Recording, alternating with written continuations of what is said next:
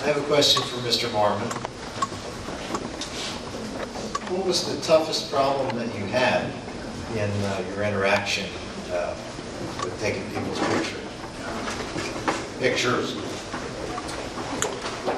Well, generally some of the old timers, if they wanted, I was getting a picture of them.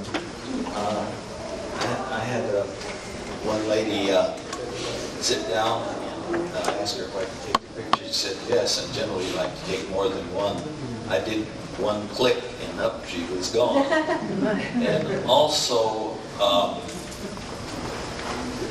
one thing I learned is you get the picture, you better get it then and now, or more than likely something will happen and you won't get it. So there was only one lady that was plastering.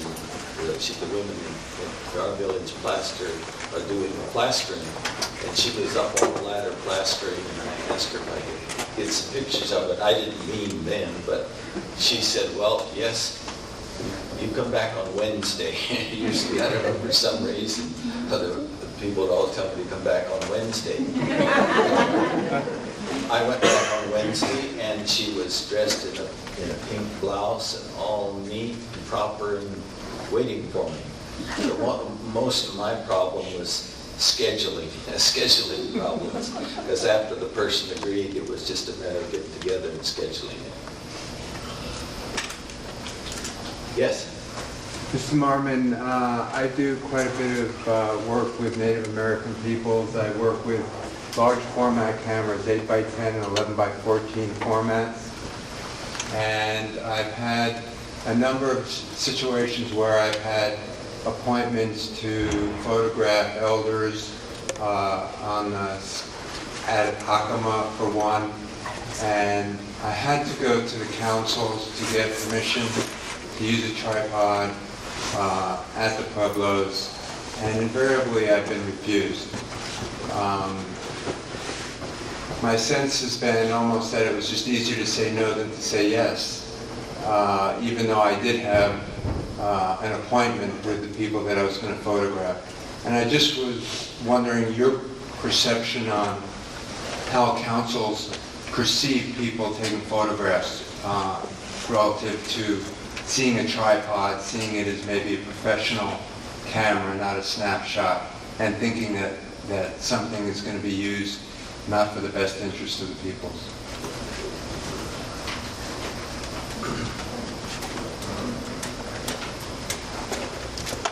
Well, one of the first things about photographing among the pueblos is to remember that every pueblo has their own set of rules. And at Laguna, you don't, most times, you don't have to ask permission from the tribal council unless it's a commercial project, if it's just for your own use. And they're much freer and easier. Acoma's difficult. I just got through they asked me to take the tribal council, the governor, every year a group shot.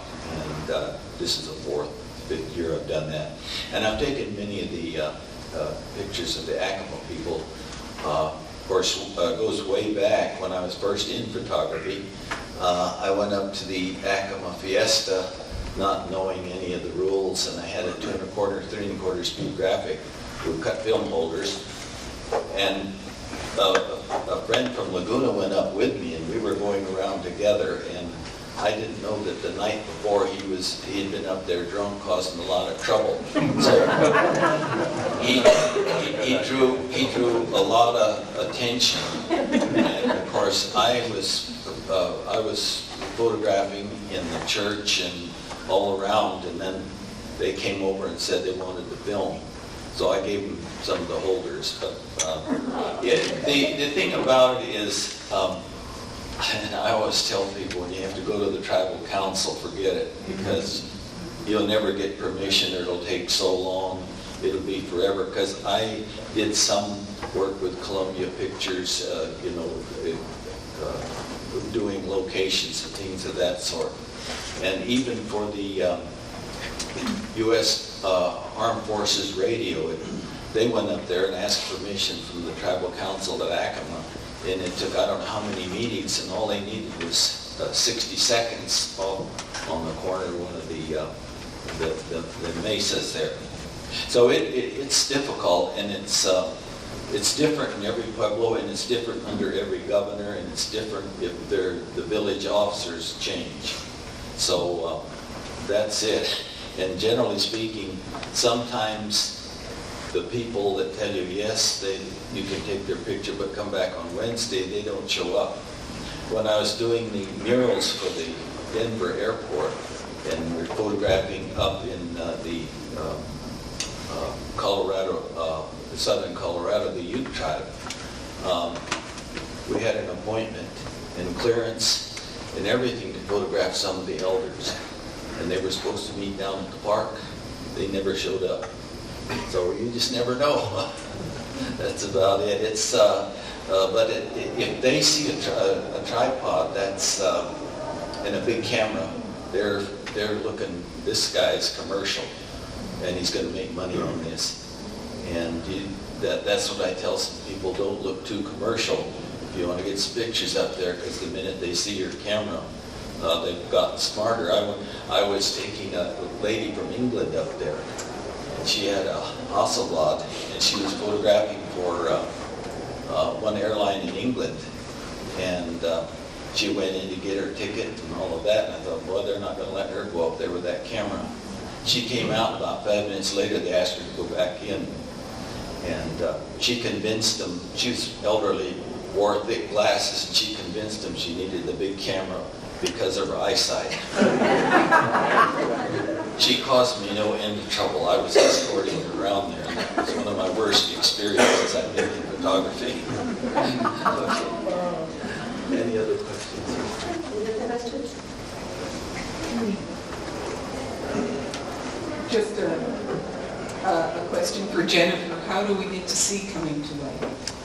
Oh, it's distributed by Bullfrog Films, and you can get it on the internet or in your public library. And also, I want to mention that tomorrow we'll have Curtis Prince out at the Arizona State Museum in the morning, and Hartman Lamawaima, who was one of the consultants, major consultants on that film, will be there to talk to you about those photographs. So hope you can join us tomorrow morning. Are there any more questions tonight? I'd just like to ask the three photographers that eventually the body of your work, where would you like to see it be when you're no longer able to handle it yourself?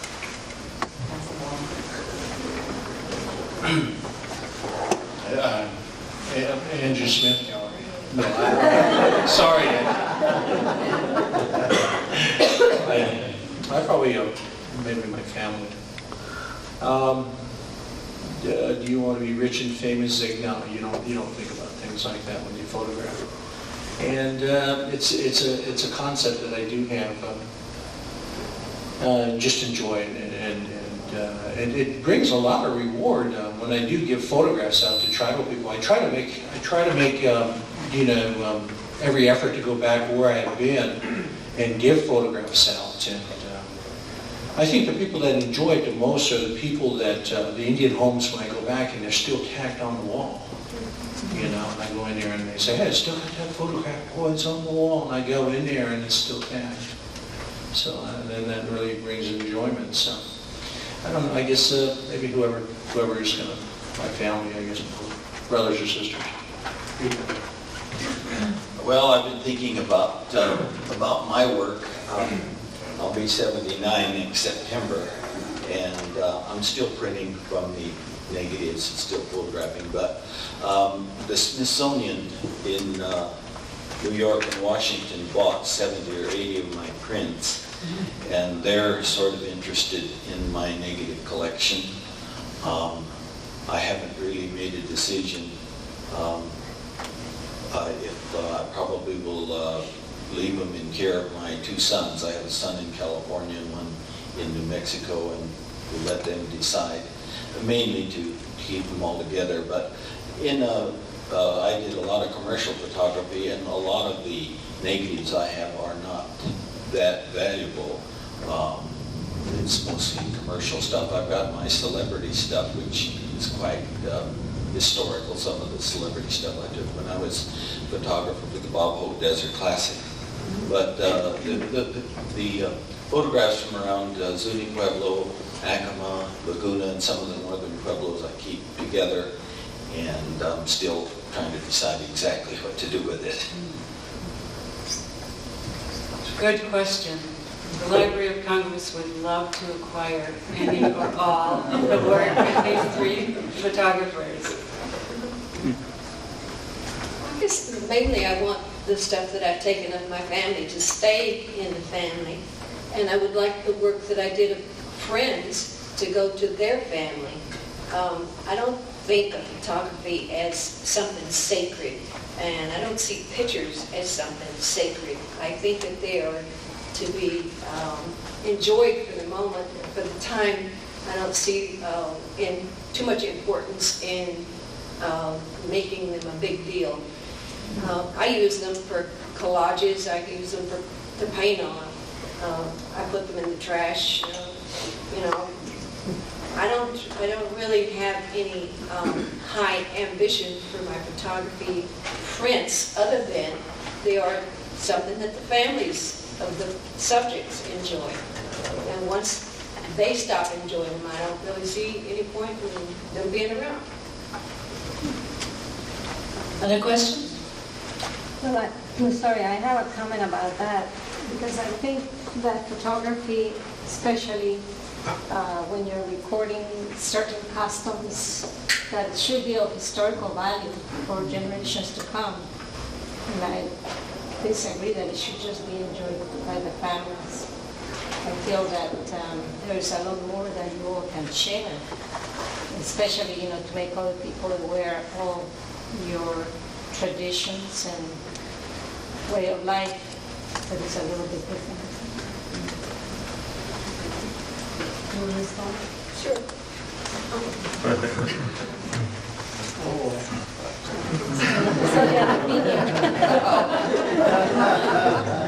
Well, I don't necessarily agree with you at all. I think that the traditions of people are their own.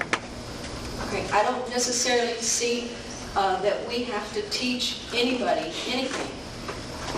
We've been imposed upon by the greater society and oppressed in many, many ways. I don't necessarily think that we should have to teach the people our dances, our songs, our traditions. I went to a powwow in Massachusetts, and there was one Indian there who had been paid to drum. The place had 10 magnificent teepees put up. People were in buckskin and doing dances, and they were all white. And they were all, my attire is this, my regalia is that, and I'm really, into this thing. We went, first of all, we didn't know it was this type of powwow. We wouldn't have gone in the first place. But when we got there and we saw what was going on, I began to wonder, what would happen if Jews and Germans started trading places? If blacks and whites started trading places? I wonder what would happen if all of a sudden white people started doing reggae, white people started doing blackface in this day and age. I don't think it would go down as easy as people play in Indian. So I really don't think that our customs have to be in the general public's repertoire. You got your own customs, and it seems to me that there's enough problems with environmental issues and other things that are going on without concentrating on what Indians are doing. Have you been to Tucson yourself, here in Tucson by any chance? I've been to the Phoenix Herd Museum. I love it. I mean, the Tucson yourself here is, all they're doing is sharing different cultures of different people that live here in Tucson, whether it's from the Far East or South American or whatever. And it's fascinating because you learn about other people's customs, dances. Learning about them is one thing, but copying them is quite different. No, well, that's what I was talking about. It was just simply you take photos to share about people's customs, just the way you share music. You know, you don't necessarily have to go into the cumbia. Yeah, but it's the difference between sharing it and having it taken from you. I don't think anyone is taking anything away from the Native American people the way that I have observed. I think people are just fascinated by the culture and by the color and by the music. That we understand. Yeah, so when you photograph, I think they're just benefiting from the Well, exposure. it's not just photographing, it's taking the images, making it into calendars, making it into greeting cards, making it into an enterprise. There are shops that, okay, there's books that are being published using photography that no native is getting paid for. Yeah, that I agree with you. I mean, I would disagree with people who do that, because it's like the one photo that I was asking about that I took of that young dancer. I said to his mother, you know, if I ever do something with this photograph, I would definitely would want to send some money to him There's for a lot his of studies photographers out there or that for shoot whatever. that are not Yeah. paying off. No, but I agree with you that you should share. Yeah. That's only fair. Are there any other questions? Any comments? No, Andy, don't. Don't, Andy. Zig, I have a question for you. That's right. Anyway, you were talking about teaching photojournalism and documentary photography. Yes, sir. So in that vein, my question is, well, oftentimes when I think of photojournalism, I think of people like Gene Smith, James Nachtwey, Sebastian Salgado, who kind of go to the front line. They take the most violent scenes, they get to the front of the action. And there's kind of been a tradition in photography to kind of press the limits of the visual limits of what people are willing to look at. And the Native Americans were that 100 years ago. It's not clear that that's the subject today, but certainly in 1890s, 1880s, 1890s, 1900s, that was kind of the limit of the American idea of the exotic. And so one of the questions I have is when you teach photojournalism and documentary photography, you know, do you encourage your students to press the limits? Where do you have them draw the line? Are there ethical? What are the ethical lines?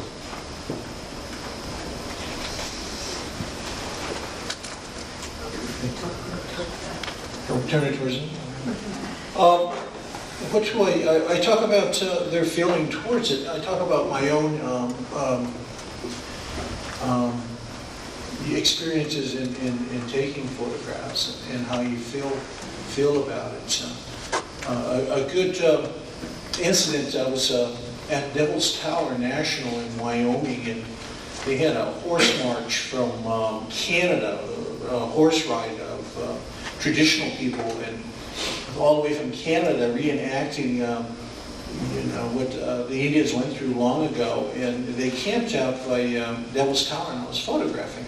And they brought in the old Indians, and the guy got on the loudspeaker and said, no photographs, and please put up your video cameras. And I saw one shot, and I said to myself, my God. And that shot was these older elders were on the horses, and they were carrying skulls, buffalo skulls, and behind them was the huge Devil's Tower. And I took my camera and I shot it a few times, and it bothered me. And I thought about it, and when I do talk to my kids, and I talk to them, and when you'll feel it when it hits, and it's always good to know that. And I talk a lot to them about ethics, and as a photographer and artist, you're going to feel that. Are you going to walk that fine line? When's a good line to go ahead and go over that? Zig, how do we go ahead and go into, say for example, maybe you see an old Indian sitting there, you ask him for his photograph. I usually make an eye contact and point at my camera. And a lot of times I've been turned down, and it humbles you. And I talk a lot about that. there is a thing where as a photographer, that you'll feel that as you photograph it, and I think they understand that. When's a good time to go over that line? I don't think you'll know it as that photographer, and that's the way I approach that. And other ethics is a lot of things that happen. I don't know. Did I answer that okay, Andy? Oh, I just ramble on. I don't know what Anybody else? I later on destroyed the film. Didn't use any of it.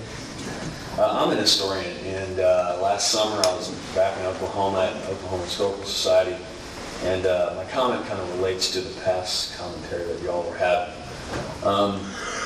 And I was sitting there looking at these old documents, and all of a sudden, this really old Indian gentleman walked in with like 5 kids, and they sat down, and I guess the archivist had expected them to come at that time, and they pulled out these photographs, and I was like, there's no one else who's been there all day, I'm just sitting there alone. So I'm like, oh, I'm gonna go over there, see what they're doing, say hi or something, And this old man was teaching the children, or telling them what his grandfather looked like, Cheyenne man, of these old photographs in his collection. And he was pointing out several relatives to the children, what they look like. And so I think there is that medium, I think even, particularly you, ma'am, your photographs of your children, today, in 100 years, in a public repository, those kind of photos might have not only familial value, but certainly maybe value to be looked at the times around what your child was doing on the street, what the streets look like in the 90s, so forth, right? So I just had that commentary. I'm sorry, I just wanted to provide a middle ground or something. At this point, I want to thank all of our panelists for this panel, and thank all of you for